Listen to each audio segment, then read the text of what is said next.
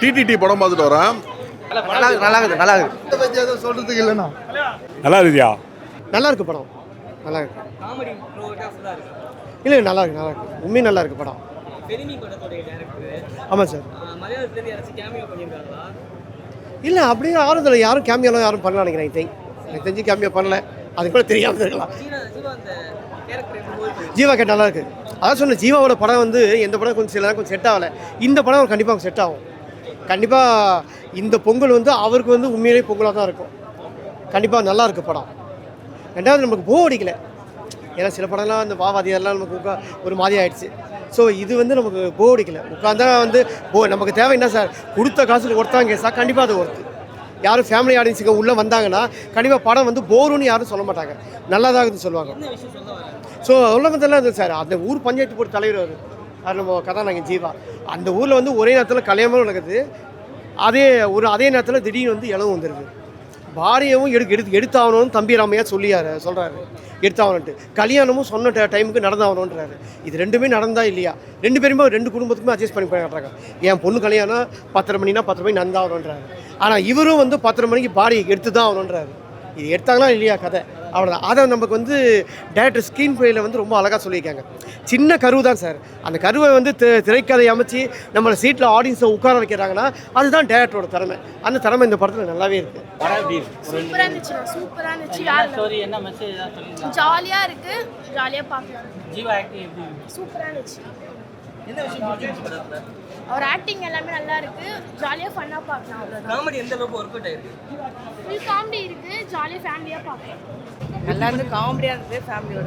ஜீவா எப்படி பண்ணியிருக்காரு? நல்லா பண்ணியிருக்காரு, சூப்பராக பண்ணியிருக்காரு. காமெடி தம்பி ரமையா அப்புறம் உங்களோட காமெடி நல்லா பண்ணியிருக்காரு. சூப்பராக இருந்தது. காமெடி சீன்ஸ் நல்லா இருக்கு. பிடிச்சிருந்தது. உங்களுக்கு பிடிச்சிருந்துச்சு? பிடிச்சி. போர் அடிக்காம இருக்கு? போர் அடிக்கல, டைம் போனதே தெரியல. பாட்டெல்லாம் இருக்கு. சூப்பராக இருந்தது. நல்லா இருந்துச்சு படம். எங்கேஜ் ஆச்சு, காமெடியாக இருந்துச்சு. ஆக்சுவலி நான் ஜீவா சாரோட ட்ரைனர். இந்த படத்தில் எவ்வளோ கஷ்டப்பட்டு உழைச்சிருக்காருன்னா, ஒரு 10 kgs இதுக்காக ஒரே மாதத்தில் வெயிட் போட்டார். அந்த கதாபாத்திரத்துக்காக ரொம்ப நல்லா நடிச்சிருக்காரு. ஆக்சுவலி நீங்கள் ஜீவா சாரோட நடிப்பு சொல்லவே தேவையில்லை. ஏன்னா அவர் ராம் படத்துலேருந்தே ஃபஸ்ட்டு படத்துலேயே வேறு லெவல் நடித்து இது பண்ணியிருக்காரு. ஸோ காமெடிஸ்லாம் ரொம்ப ரொம்ப நல்லாயிருக்கும். எங்கள் ஃபேமிலியோடு வந்து நீங்கள் பார்த்தீங்கன்னா ரொம்ப என்ஜாய் பண்ணி பார்க்கலாம். இந்த பொங்கலுக்கு அண்ணனோட தலைமையில் தம்பி வந்து நல்லா வின் பண்ணிட்டார் இந்த பொங்கலை.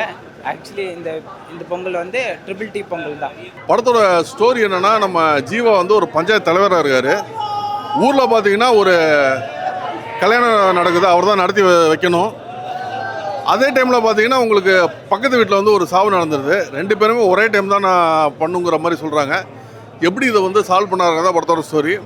படம் பார்த்தீங்கன்னா ரொம்ப லைட் ஹார்ட்டடாக இந்த படத்தை வந்து எடுத்திருக்காங்க.